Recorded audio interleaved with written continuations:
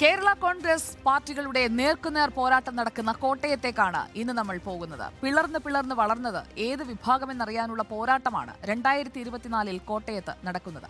UDF ടിക്കറ്റിൽ ജയിച്ചു കയറിയ തോമസ് ചാഴികാടൻ LDF-നായി വിജയം തുടരുമോ? ഫ്രാൻസിസ് ജോർജിനെ പാർലമെന്റിലേക്ക് അയക്കാൻ UDF-ന് നിഷ്പ്രയാസം കഴിയുമോ? ഉഷാറായി പോരാടാൻ തുഷാറുമിറങ്ങുമ്പോൾ കോട്ടയത്തെ ചിത്രം തെളിഞ്ഞു കഴിഞ്ഞു. ഇനി അറിയേണ്ടത് ജനമനസ്സും വോട്ടർമാർ എങ്ങനെ വിധിയെഴുതും എന്നുള്ളതുമാണ്. വിവരങ്ങൾ നൽകാൻ 3 ക്യാമ്പുകളിൽ നിന്നും ഞങ്ങളുടെ പ്രതിനിധികൾ തയ്യാറാണ്. ലേബി സജീന്ദ്രൻ, ശരത് കെ ശശി, TP പ്രശാന്ത് എന്നിവരാണ് നമുക്കൊപ്പം ചേരുന്നത്.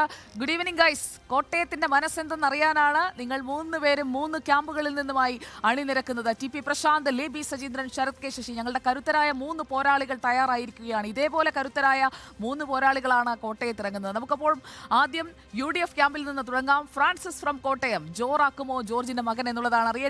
ലേബി സജീന്ദ്രൻ, UDF ക്യാമ്പിലെ പടയൊരുക്കത്തിന്റെ ഓരോ ചലനവും അറിയാവുന്നയാളെന്ന നിലയിൽ എങ്ങനെയാണ് ഇത്തവണ പിണങ്ങി മാറി അപ്പുറത്തേക്ക് പോയി ഒപ്പമുണ്ടായിരുന്ന ഒരു സീറ്റ് അപ്പുറത്ത് കൊണ്ട് കൊടുത്തവരോട് ഒരു പകവീട്ടൽ അത് കാണാൻ കഴിയുമോ കോട്ടയത്ത്?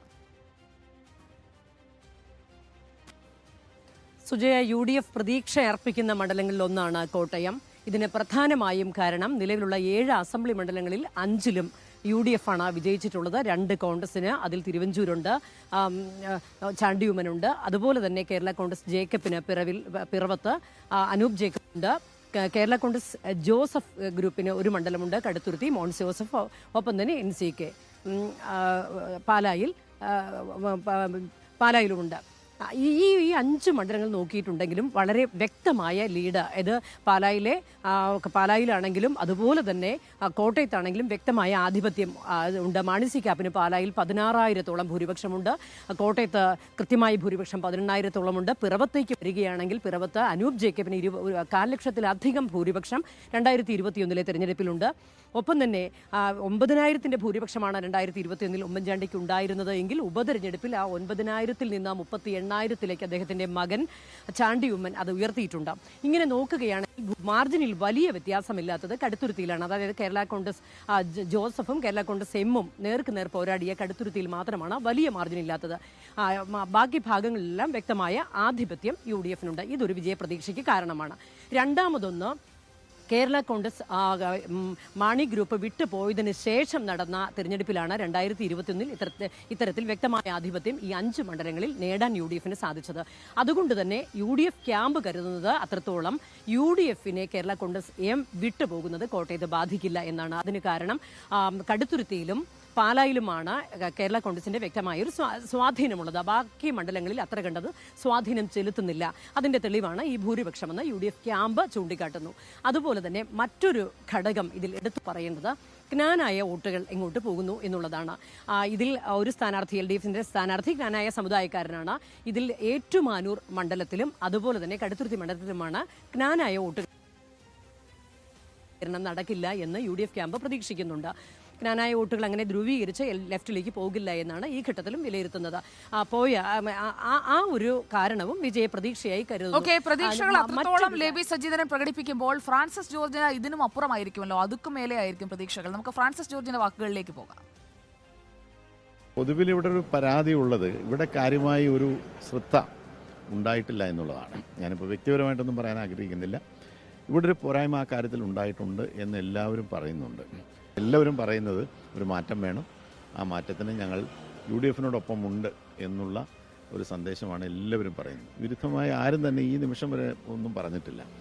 അപ്പോൾ അതുകൊണ്ട് ബഹുഭൂരിപക്ഷം വരുന്ന വോട്ടർമാരും ആഗ്രഹിക്കുന്ന ആ ഒരു മാറ്റം അത് UDF തീർച്ചയായിട്ടും ഈ തെരഞ്ഞെടുപ്പിൽ നേടിയെടുക്കും. ഫ്രാൻസിസ് ജോർജ് പറയുന്നത് ശരത് കെ ശശി കേട്ട് കാണുമല്ലോ. ചാഴികാടൻ എന്ന ഒറ്റ ഫിഗർ, അതിലാണ് LDF-ന്റെ പ്രതീക്ഷ. കേരള കോൺഗ്രസ് മുന്നണി മാറി ഇപ്പുറത്തേക്ക് വന്നതിന്റെ ഗുണം എത്രത്തോളം ഉണ്ട് എന്ന് മനസ്സിലാക്കാൻ കഴിയുന്ന ഒരു ലിറ്റ്മസ് ടെസ്റ്റായി മാറാൻ പോവുകയാണ് കോട്ടയം ലോക്സഭാ സീറ്റ്. എങ്ങനെയാകും കടമ്പ? അല്പം വലിയ ഒരു കടമ്പയെ മാറുന്നുണ്ടോ ശരത്? സുജയ 2004 സുരേഷ് കുറുപ്പിലൂടെ സ്വന്തമാക്കിയ മണ്ഡലം പിന്നീട് ഇടതുമുന്നണിയെ സംബന്ധിച്ചിടത്തോളം കിട്ടാക്കനിയാകുന്ന സാഹചര്യം. പക്ഷേ ഇത്തവണ വലിയ ആത്മവിശ്വാസത്തിലാണ് കോട്ടയത്ത് ഇടതുമുന്നണി തെരഞ്ഞെടുപ്പ് പ്രവർത്തനങ്ങൾ നടത്തുന്നത്. അതിൽ ഏറ്റവും പ്രധാനപ്പെട്ട ഘടകമെന്ന് പറയുന്നത് കേരള കോൺഗ്രസ് മാണി ഇടതുമുന്നണിയിലേക്ക് വന്നു എന്നുള്ളതാണ്. കോട്ടയം കേരള കോൺഗ്രസിന്റെ ഈറ്റില്ലമാണ്. അവിടെ തന്നെ മാണി കോൺഗ്രസിനുള്ള സ്വാധീനം എല്ലാവർക്കും അറിയാവുന്നതാണ്. അങ്ങനെ ഒരു സാഹചര്യത്തിൽ കേരള കോൺഗ്രസ് എം വന്ന ഒരു സാഹചര്യത്തിൽ അത് ഈ സീറ്റ് പിടിച്ചെടുക്കാൻ വളരെ എളുപ്പത്തിൽ വഴിയൊരുക്കുമെന്നുള്ള പ്രതീക്ഷ ഇടതുമുന്നണിയെ സംബന്ധിച്ചിടത്തോളം ഉണ്ട്. അതിൽ തന്നെ ഏറ്റവും എടുത്തു പറയേണ്ടത് 2 ചിഹ്നത്തോടുകൂടി തന്നെ ഇടതുമുന്നണി സ്ഥാനാർത്ഥിയായി തോമസ് ചാഴിക്കാടൻ മത്സരിക്കുന്നു എന്നുള്ളത് ഒരു വലിയ അഡ്വാൻറ്റേജായി തന്നെയാണ് ഇടത് ക്യാമ്പ് വിലയിരുത്തുന്നത്.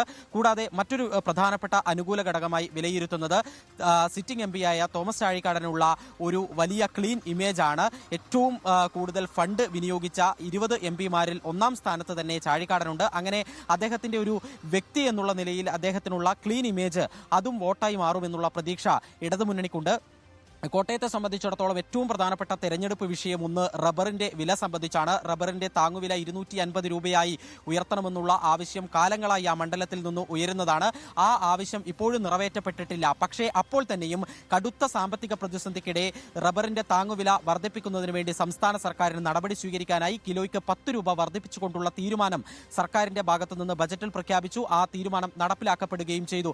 അത് റബ്ബർ കർഷകർക്കിടയിലുള്ള അതൃപ്തിയൊക്കെ തന്നെ മാറ്റി നിർത്തിക്കൊണ്ട് സർക്കാരിന് അനുകൂലമായ ഒരു വികാരം പ്രതിഫലിപ്പിക്കാൻ കാരണമാകുമെന്നും ഇടത് ക്യാമ്പ് കണക്കുകൂട്ടുകയാണ്. കൂടാതെ ഈ മണ്ഡലങ്ങളുമായി ബന്ധപ്പെട്ട് എടുത്തു പറയേണ്ടുന്നത് ഒരു ധ്രുവീകരണത്തിനുള്ള സാധ്യത ഇടതുമുന്നണി കാണുന്നത് പിറവം മണ്ഡലത്തിന്റെ കാര്യത്തിലാണ്. മറ്റ് മണ്ഡലങ്ങളിലൊക്കെ തന്നെ സാധാരണ മറ്റ് വിഷയങ്ങളുണ്ടെങ്കിലും പിറവത്ത് ഈ സഭാ തർക്കവുമായി ബന്ധപ്പെട്ടിട്ടുള്ള വിഷയം ഇടതുമുന്നണിക്ക് അനുകൂലമാകും എന്നുള്ളതാണ് പ്രതീക്ഷിക്കുന്നത്. ഓർത്തഡോക്സ് യാക്കോബായ തർക്കവുമായി ബന്ധപ്പെട്ട് ഏറ്റവും സജീവമായ ചർച്ചകൾ കഴിഞ്ഞ കാലങ്ങളിലൊക്കെ തന്നെ നടന്നത് മുഖ്യമന്ത്രിയുടെ പുത്തൻകുരിശ് പ്രസംഗവുമായി ബന്ധപ്പെട്ടാണ്. പുത്തൻകുരിശ് പിറവം മണ്ഡലത്തിൽപ്പെടുന്ന സ്ഥലമാണ്. അവിടെ വെച്ചാണ് യാക്കോബായ സഭയുടെ അസ്തിത്വം സംരക്ഷിക്കുമെന്നുള്ള പ്രഖ്യാപനം മുഖ്യമന്ത്രി നടത്തിയത്. പാത്രിയാർക്കീസ് ബാവയെ വേദിയിലിരുത്തിക്കൊണ്ടാണ് അങ്ങനെ ഒരു പ്രഖ്യാപനം നടത്തിയത്. യാക്കോബായ സഭയ്ക്ക് വളരെ സ്വാധീനമുള്ള പിറവത്ത് അത് ഇടതുമുന്നണിക്ക് അനുകൂലമായി വോട്ടുകൾ കേന്ദ്രീകരിക്കാൻ വഴിയൊരുക്കുമെന്ന ഒരു കണക്കുകൂട്ടൽ ഇടത് ക്യാമ്പിനുണ്ട്. സുജയ. ഓക്കെ, ശരത് ഇപ്പോൾ പറഞ്ഞതുപോലെയാണോ വലത് വിട്ട് ഇടത്തേക്ക് ചവിട്ടിയ തോമസ് ചാഴികാടൻ എന്ന് പറയുന്നു? ഏറ്റവും കൂടുതൽ ടെൻഷൻ ഉണ്ടാകേണ്ടത് തോമസ് ചാഴികാടൻ എന്ന സ്ഥാനാർത്ഥിക്കാണ്. കാരണം കഴിഞ്ഞ തവണ UDF വേണ്ടി ഇറങ്ങുന്നു, വിജയിക്കുന്നു, വിജയശേഷം മുന്നണി മാറുന്നു, LDF ഭാഗമാകുന്നു. ഇക്കുറി മത്സരിക്കുന്നത് LDF ഭാഗമായാണ്. പുതുപ്പള്ളി ഒരു പ്രാഥമിക പരീക്ഷണമായിരുന്നു. രണ്ടാമത്തെ വലിയ പരീക്ഷയാണ് ഇപ്പോൾ നടക്കാൻ പോകുന്നത് കോട്ടയത്ത്. തോമസ് ചാഴികാടൻ എന്താണ് പറയുന്നത്? കേൾക്കാം. നിലവിലെ രാഷ്ട്രീയ സാഹചര്യം തികച്ചും അനുകൂലമാണ് എന്നതിന് ഞങ്ങൾക്ക് യാതൊരു സംശയവുമില്ല. പ്രധാനമായും എന്നെ സംബന്ധിച്ചിടത്തോളം ഞാൻ ജനങ്ങളോടൊപ്പം നിന്ന് ജനങ്ങൾക്ക് വേണ്ടി പ്രവർത്തിച്ച ഒരു ജനപ്രതിനിധിയാണ്. എല്ലാ കാലവും അങ്ങനെയായിരുന്നു. അതിനവരുടെ അംഗീകാരം കിട്ടിയിട്ടുമുണ്ട്.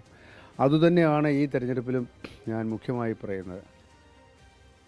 അപ്പോൾ തോമസ് ചാഴികാടന് പറയാനുള്ളത് എന്താണെന്ന് നമ്മൾ കേട്ട് കഴിഞ്ഞു. TP പ്രശാന്ത്, തുഷാർ വെള്ളാപ്പള്ളി BDJS വേണ്ടി ഇറങ്ങുന്നത് അവൈലബിൾ ബെസ്റ്റാണ്. തുഷാർ വെള്ളാപ്പള്ളി തന്നെ ഇറങ്ങുമ്പോൾ BJP നേതൃത്വത്തിനടക്കം അവിടെ ഇറങ്ങി പ്രചാരണം ഉഷാറാക്കേണ്ടി വരും. എത്രത്തോളം ഉഷാറാണ് ക്യാമ്പ്? എത്രത്തോളം വോട്ട് പെട്ടിയിലേക്ക് വരും? സുജയ, 2019 PC തോമസ് നേടിയിട്ടുള്ള 1,55,513 വോട്ട് എന്നതാണ്.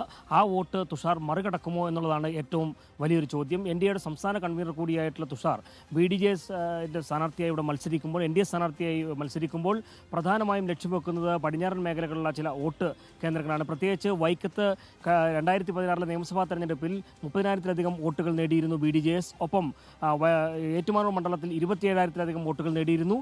മാത്രമല്ല 293 ശാഖകൾ ഈ കോട്ടയം മണ്ഡലത്തിൽ പ്രത്യേകിച്ച് SNDPക്കുണ്ട്. ഇത്തരത്തിലുള്ള ഈ SNDPയുടെ ഭാരവാഹികളെല്ലാം ലക്ഷ്യം വെച്ചുകൊണ്ട് തന്നെയാണ് പ്രധാനമായും പ്രവർത്തനങ്ങൾ മുന്നോട്ട് കൊണ്ടുപോകുന്നത്. അതുകൊണ്ട് തന്നെ പരമാവധി അത്തരത്തിലുള്ള സാമുദായിക വോട്ടുകൾ തങ്ങളിലേക്ക് എത്തിക്കുക എന്നുള്ളതാണ് ഒന്നാമത്തെ കാര്യം. മറ്റൊന്ന്, BJPയുടെ വോട്ടുകൾ കൃത്യമായി തങ്ങളുടെ പെട്ടിയിലേക്ക് വീഴ്ത്തുക.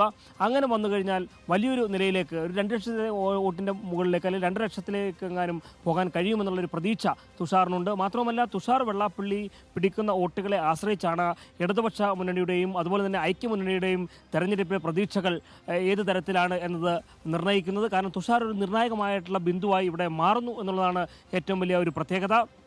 ഈ മണ്ഡലത്തിൽ പ്രത്യേകിച്ച് സാമുദായിക സന്തുലനമെല്ലാം പരിശോധിക്കുമ്പോൾ 38% ക്രൈസ്തവ വോട്ടുകളും 21% ഈഴവ വോട്ടുകളും അതുപോലെ തന്നെ 18% നായർ വോട്ടുകളും, അങ്ങനെ ഞാൻ ഈ സമുദായ ഇക്വേഷൻസ് പറയുന്നത് ഇത്തരത്തിലുള്ള വോട്ടുകൾ പ്രധാനമായും നിർണ്ണയിക്കുന്ന ഒരു മണ്ഡലമാണ്. അതുകൊണ്ട് തന്നെ അത്തരത്തിലുള്ള വോട്ടുകൾ ഏത് തരത്തിലേക്ക് ഷിഫ്റ്റ് ചെയ്യാം എന്നുള്ളതാണ് പ്രധാനമായും നടക്കുന്ന ചർച്ച. ഈ ചർച്ചയിൽ നിർണായക ശക്തിയായി മാറാൻ തുഷാറിന് കഴിയും. അതുകൊണ്ട് തന്നെ ഒരു ത്രികോണ മത്സരത്തിന്റെ പ്രതീതി സൃഷ്ടിക്കാൻ കഴിയുന്ന തരത്തിലേക്ക് തുഷാർ ഉഷാറായി തന്നെ മുന്നോട്ട് പോകും എന്നുള്ളതാണ് ഇതുമായി ബന്ധപ്പെട്ടുള്ള കണക്കുകൾ ചേർത്ത് വായിക്കുമ്പോൾ സാധിക്കുന്നത്. മാത്രമല്ല റബ്ബർ വിഷയം പ്രധാനപ്പെട്ട ഒരു വിഷയമായി ഉയർത്തിക്കൊണ്ടുവരുന്നുണ്ട്. മാത്രമല്ല കേന്ദ്ര സർക്കാരിൽ സമ്മർദ്ദം ചെലുത്തിക്കൊണ്ട് തന്നെ റബ്ബർ വില ഉയർത്തുന്നതുമായി ബന്ധപ്പെട്ട പ്രശ്നങ്ങൾ ഈ തെരഞ്ഞെടുപ്പിന്റെ തുടക്കത്തിൽ തന്നെ തുഷാർ വെള്ളാപ്പള്ളി മുന്നോട്ട് വച്ചിരുന്നു. അതിന് അനുകൂലമാകുന്ന ചില സമീപനങ്ങൾ കേന്ദ്ര സർക്കാരിന്റെ ഭാഗത്തുനിന്ന് ഉണ്ടായതും തെരഞ്ഞെടുപ്പിൽ പ്രധാനപ്പെട്ട ആയുധമായി ഉയർത്തിക്കാണിക്കുന്നുണ്ട്. ഒപ്പം കർഷകരുമായി ബന്ധപ്പെട്ടുള്ള വിഷയങ്ങളാണ് പ്രധാന ചർച്ച. ഒപ്പം ടൂറിസം മേഖലയുമായിട്ടുള്ള ബന്ധപ്പെട്ട വികസനം, പടിഞ്ഞാറൻ മേഖലയുടെ വികസനം തുടങ്ങിയ വിഷയങ്ങളെല്ലാം തന്നെ പ്രധാനമായും തുഷാർ ഇതിലേക്ക് ഉയർത്തിക്കാണിക്കുന്നുണ്ട്. വികസനം എന്ന മുദ്രാവാക്യം ഉയർത്തിക്കാണിക്കുമ്പോൾ രാഷ്ട്രീയപരമായി തുഷാർ ചോദിക്കുന്ന ഒരു ചോദ്യമുണ്ട്. UDF നിന്നും LDF നിന്നും തെരഞ്ഞെടുക്കപ്പെടുന്ന സ്ഥാനാർത്ഥികൾ അഖിലേന്ത്യാ തലത്തിലേക്ക് പോകുമ്പോൾ ആർക്കൊപ്പമാണ് നിൽക്കുക? അത് ഇന്ത്യ മുന്നണിയുടെ ഭാഗമല്ലേ എന്ന ചോദ്യം കൂടി തുഷാർ ഈ ഒരു തെരഞ്ഞെടുപ്പ് രംഗത്ത് പ്രധാനമായും ഉയർത്തിക്കാണിക്കുന്നു. ഇത്തരത്തിലുള്ള പറഞ്ഞതുപോലെയാണെങ്കിൽ തുഷാർ വെള്ളാപ്പള്ളിക്ക് എന്താണ് ഈ ഘട്ടത്തിൽ പറയാനുള്ളത്? ഈ 3 പേരിൽ ഏറ്റവും വൈകി വന്ന സ്ഥാനാർത്ഥി തുഷാർ വെള്ളാപ്പള്ളിയാണ്. നമുക്ക് ഒന്ന് കേട്ടുവരാം. 400 സീറ്റിന് മുകളിൽ ഏറ്റവും കുറഞ്ഞ NDAക്ക് സീറ്റ് കിട്ടുമെന്നുള്ള കാര്യത്തിൽ യാതൊരു സംശയവുമില്ല. അതായത് ജയിക്കുന്ന ഒരാളെ ഇവിടുന്ന് ജയിപ്പിച്ച് വിട്ടാൽ മാത്രമേ ഇവിടുത്തെ അവിടെ NDAയുടെ ഒരാളെ ജയിപ്പിച്ച് ഇവിടുന്ന് വിട്ടാൽ മാത്രമേ ഇവിടുത്തെ കേന്ദ്രത്തിലെ ഡെവലപ്മെന്റ് ഇവിടെ എത്തിക്കാൻ കഴിയൂ. അത് സാധാരണ ജനങ്ങൾക്ക് മുഴുവൻ ബോധ്യമുള്ള കാര്യമാണല്ലോ. അതുകൊണ്ട് തീർച്ചയായും അതിന്റെ ബെനിഫിറ്റ് നമുക്കിവിടെ കിട്ടും എന്നുള്ള കാര്യം ഞാൻ സംശയം ഞങ്ങൾക്കില്ല. തുഷാർ വെള്ളാപ്പള്ളി ഒന്ന് ട്രാക്ക് മാറ്റിവിട്ടിരിക്കുകയാണ്. നമുക്കൊപ്പം ലേബി സജീന്ദ്രനും ഒപ്പം ശരത് കെ ശശിയും TP പ്രശാന്തുമാണ് ഉള്ളത്. അവസാന കമന്റ് അത് ലേബിക്ക് ഞാൻ നൽകുകയാണ്. ഇവർ രണ്ടുപേരും പറഞ്ഞു, രണ്ടുപേരുടെയും പ്രതീക്ഷകൾ പങ്കുവച്ചു. ഇതുകൊണ്ടൊക്കെ തളരുമോ ഫ്രാൻസിസ് ജോർജ് ആ ഒരു പോരാട്ട വീര്യം വെച്ച് നോക്കുമ്പോൾ? സുജയ, ഞാൻ നേരത്തെ പറയാൻ വിട്ടുപോയൊരു പോയിന്റാണത്. കാര്യം BDJSന്റെ വോട്ടുകളിലും ഇത്തവണ UDF ക്യാമ്പ് പ്രതീക്ഷ അർപ്പിക്കുന്നുണ്ട്. കാരണം BDJSന്റെ വോട്ടുകളിലെ പ്രധാന വോട്ട് ബാങ്ക് എന്ന് പറയുന്നത് ഈഴവ സമുദായമാണ്. SNDP ഭാരവാഹികളുടെ വോട്ടുകൾ, SNDP ശാഖ ഉൾപ്പെടെ ഉള്ള താഴ്ത്തട്ട് മുതൽ മേലിലേക്കുള്ള ഭാരവാഹികളുടെ വോട്ടുകൾ ഇതിൽ നിർണായകമാകും. ഇപ്പോൾ ഓരോ ഭാഗത്തും ശാഖാ ഭാരവാഹികൾ ഉൾപ്പെടെ തന്നെ വോട്ട് ക്യാൻവാസിങ്ങിന് ഇറങ്ങിക്കഴിഞ്ഞു. ഇവിടെ ഓർക്കേണ്ട പ്രധാനപ്പെട്ട കാര്യം, വൈക്കം പോലുള്ള മേഖലകളിൽ ഈ ഈഴവ വോട്ടുകൾ ഭൂരിഭാഗവും പോകുന്നത് LDFിലേക്കാണ്. അത്തരത്തിൽ LDFന്റെ വോട്ടുകളായിരിക്കും തുഷാർ വെള്ളാപ്പള്ളിക്ക് പോവുക എന്നുള്ള കണക്കുകൂട്ടലാണ് ഈ സമയത്ത് UDF ക്യാമ്പിലുള്ളത്. അത് UDFന്റെ വിജയ പ്രതീക്ഷയെ കൂട്ടുന്നുമുണ്ട്. Sujaya. Okay, thank you Leby Sajeendran, Sarath K Sasi, TP Prasanth. Kottayam മണ്ഡലത്തെക്കുറിച്ചാണ് നമ്മൾ ഇഴകീറി ആഴത്തിൽ പരിശോധിച്ചത്.